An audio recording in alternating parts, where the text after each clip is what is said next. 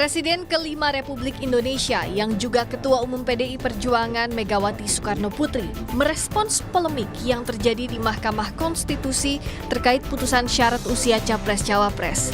Megawati menilai putusan Majelis Kehormatan MK menunjukkan politik akal sehat masih berdiri kokoh di tengah upaya rekayasa hukum konstitusi. Megawati meminta jangan ada lagi rekayasa hukum. Keputusan MK tersebut menjadi bukti bahwa kekuatan moral, politik kebenaran, dan politik akal sehat tetap berdiri kokoh meski menghadapi rekayasa hukum konstitusi. Rekayasa hukum tidak boleh terjadi lagi. Hukum harus menjadi alat yang menghadirkan kebenaran. Hukum harus menjadi alat mewujudkan keadilan. Hukum harus menjadi alat mengayomi seluruh bangsa dan negara Indonesia.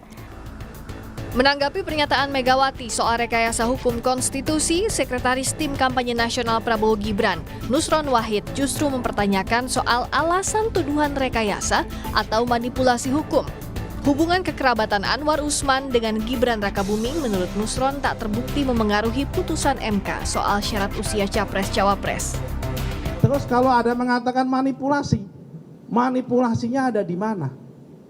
Wong undang-undang mengatakan bahwa masing-masing hakim mempunyai hak yang sama.